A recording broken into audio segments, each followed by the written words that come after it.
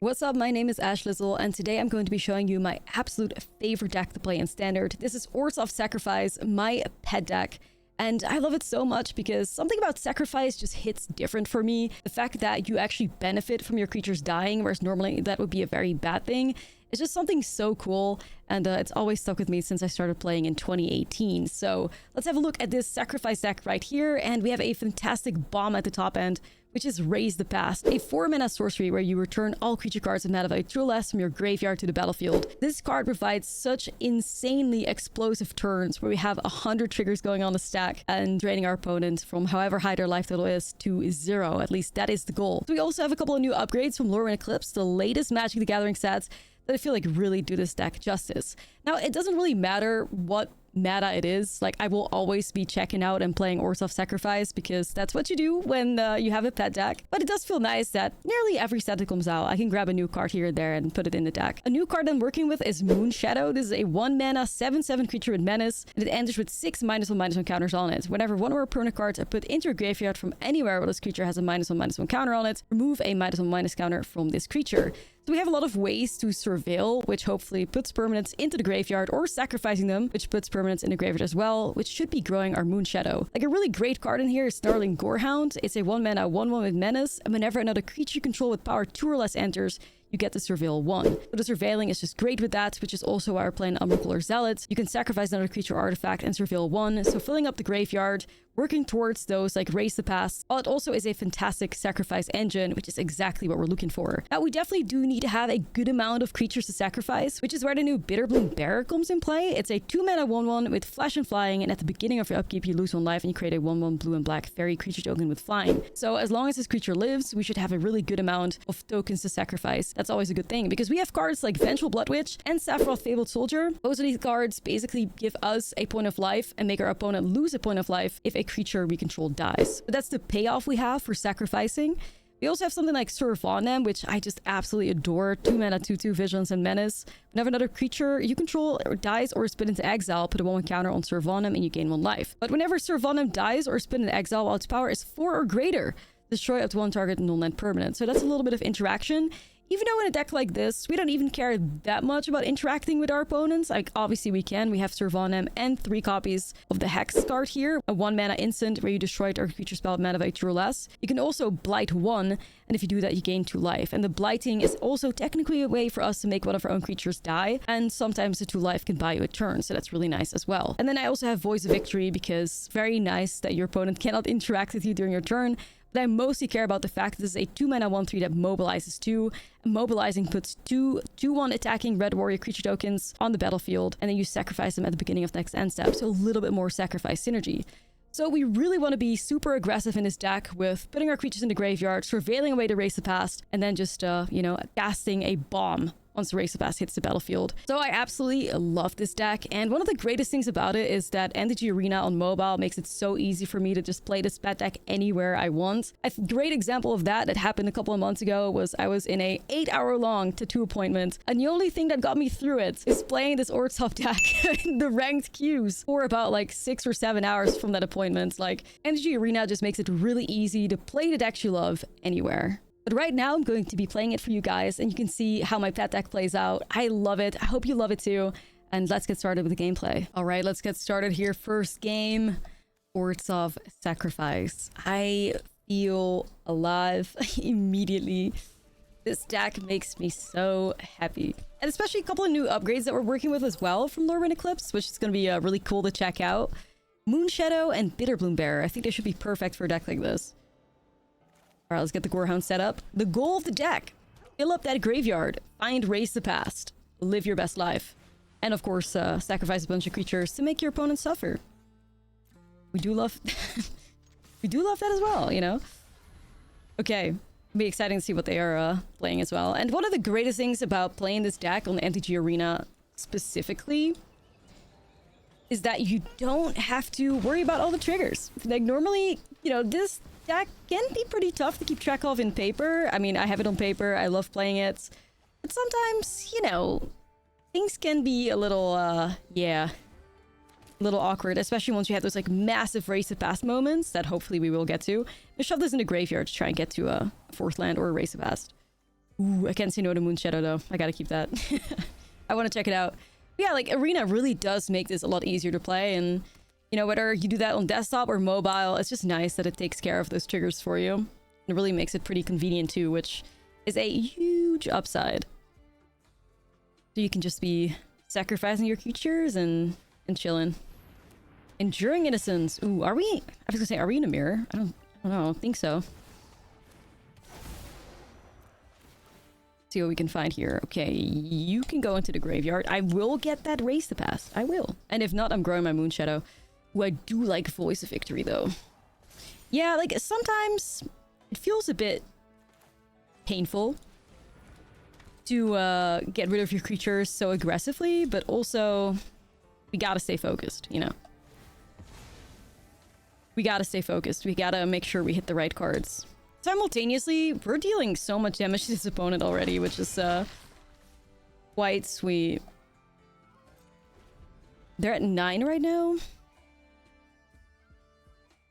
Moonshadow is growing like crazy though, especially with the Gorehounds. Like I really like that synergy there because the Gorehounds surveil whenever creature with power to less enters, which is nearly the whole deck. And as long as a permanent enters your graveyard, your Moonshadow grows. So this was a really fast win.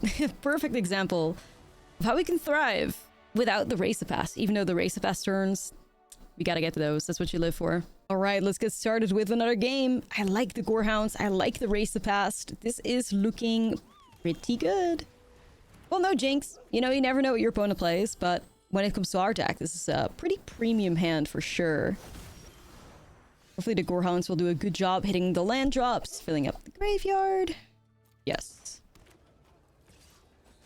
And then we should be okay. My opponent playing. Whoa. Whoa. Predator Ooze. When it attacks, put a 1/1 counter on it. Whenever creature dealt damage by this creature, this turn dies, but 1 counters. Wow. I mean, incredible. Incredible. Alright, let's have a look. I mean, that's the land we need. Okay.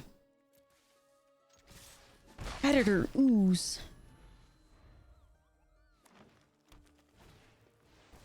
I mean, hell yeah. So sick.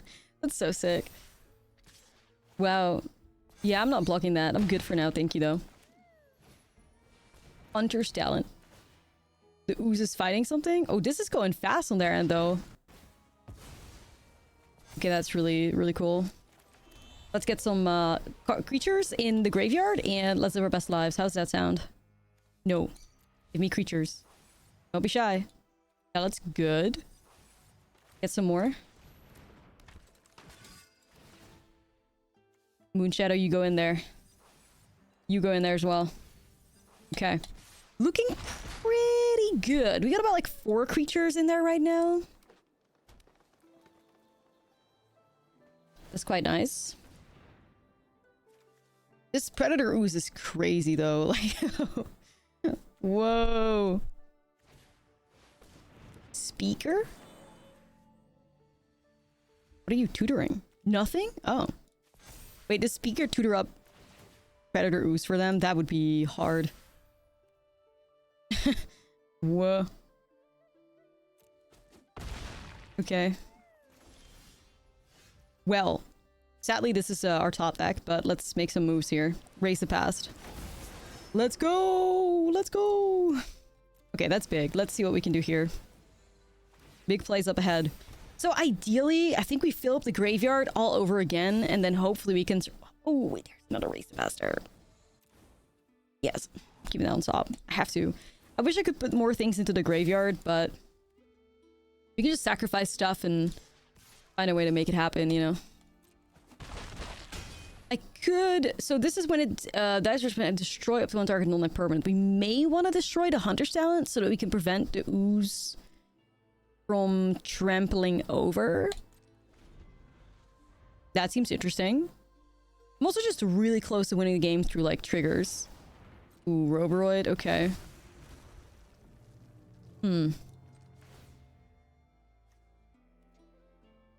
Yeah, let's go ahead and do this. Wait a minute. So let's go ahead and get those triggers going. Uh-huh. I need to keep that on top. Sorry, I do. They realized what time it was. So yeah, the plan there was basically to just sacrifice Serve on them to get rid of Hunter's Talent so they don't trample over.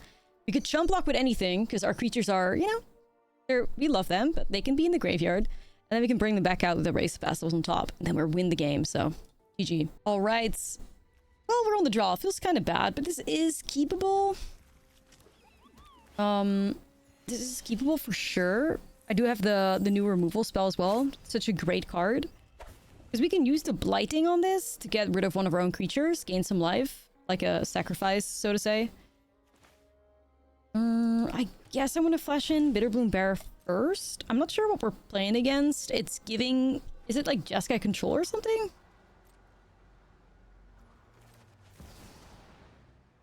Could be, I guess. Well, then this is kind of a dead card, but... Yep, seems to be Jeskai Control. Okay.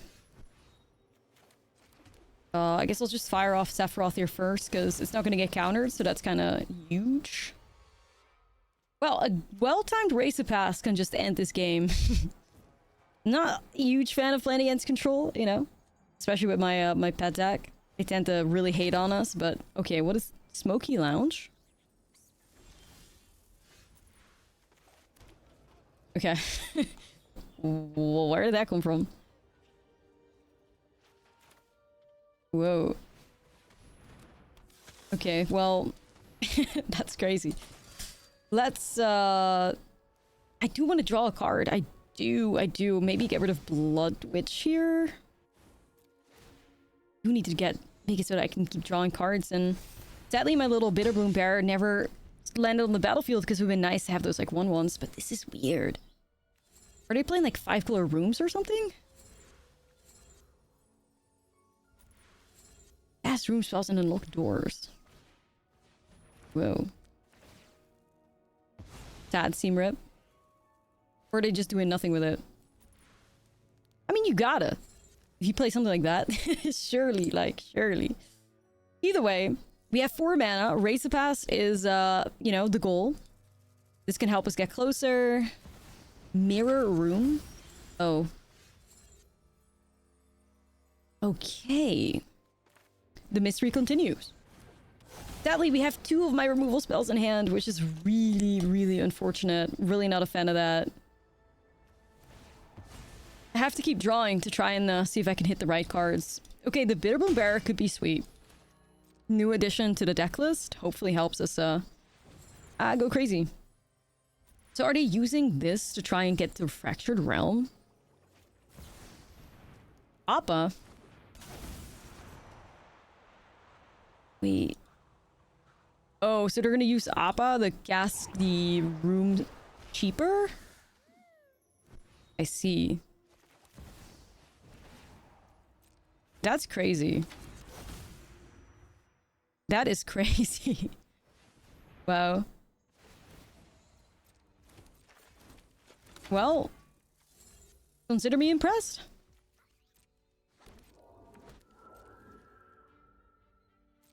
At least I have some targets for this now, but what? What? Ooh, Race of Best is huge, though. Wait a minute. Okay.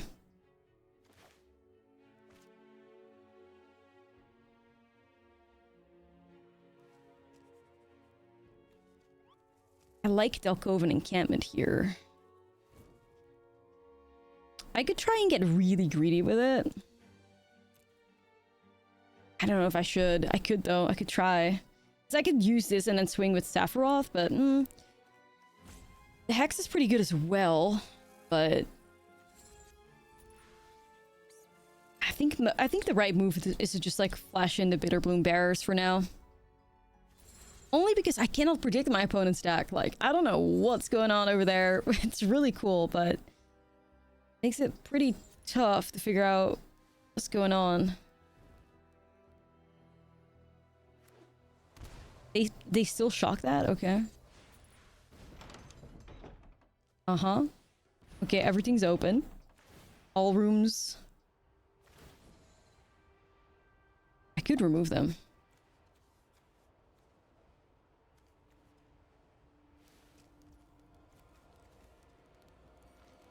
Thinking about it.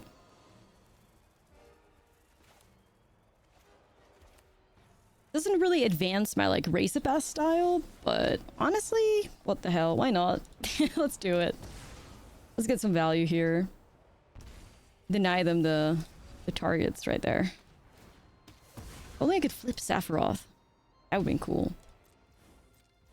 Okay. I'm just impressed. Like, the creativity of some of these people is just so awesome to see. Another Bitterbloom Bear. Okay. They really want to be part of what we're trying to do here. Gotta fill the graveyard up faster. Well, honestly, Sword Air at 8 life.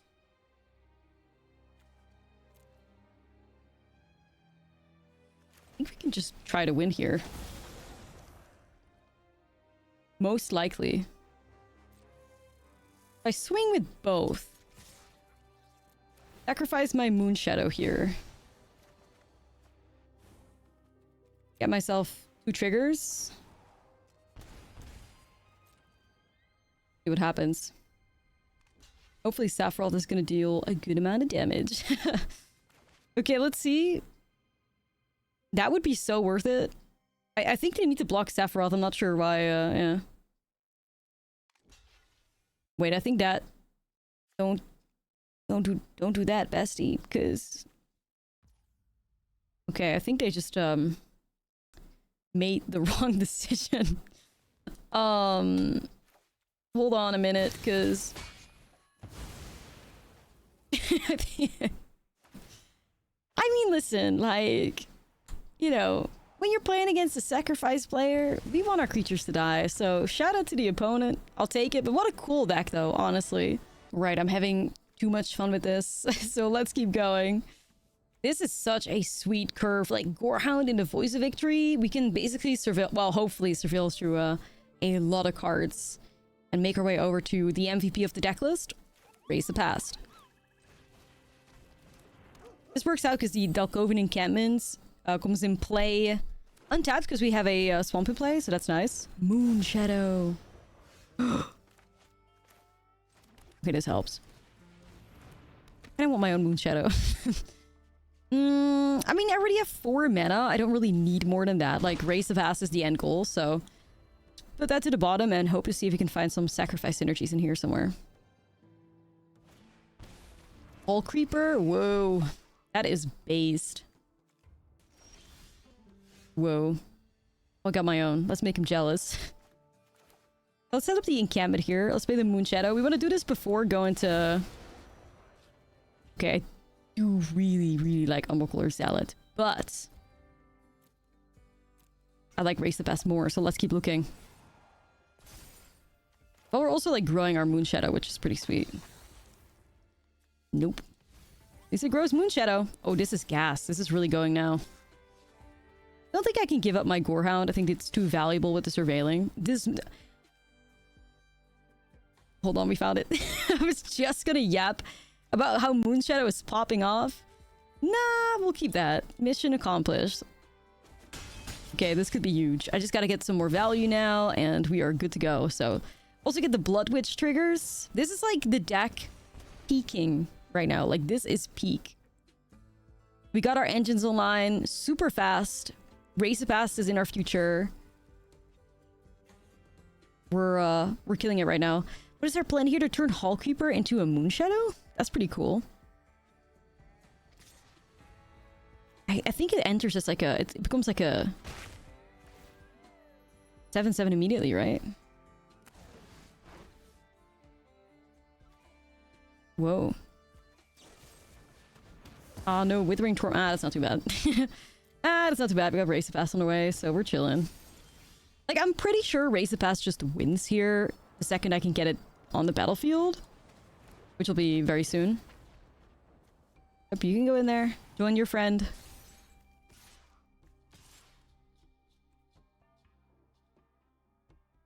It's swing with the Blood Witch too, to be honest. I like the idea of holding back with it so I can block their Moon Shadow maybe, but you know, I don't think they're getting out of this. Like, we are too fast. Like, this Race of Past would be infinitely like more devastating too. But let's see. I'm really curious about their deck because it does look pretty cool. I do like love Moonshadow, another pet card of mine. Whenever I can shove it in, that is cool though. They really ate with that one. That is just cool. That's just cool. Wow. I have another deck that I really love that I was considering for this this video that also works with the Moonshadows and turning them into... Whoa! Triple Moonshadow. Either way, I started raising the past and started winning the game. Yeah, just GG's because we got the Blood Witches, so that is pretty nice. Good game, opponent. What a cool deck. Thank you so much for checking out this video. MTG Arena is available on mobile, meaning you can play your pet deck anytime, anywhere you want. So download MTG Arena today and check out my pet deck or revisit your own. MTG Arena makes it easy to build, import, and edit your favorite deck. So click the link in the description below to download MTG Arena for free. It's available both on desktop and mobile. So what are you waiting for? Go ahead and build your own deck on MTG Arena today.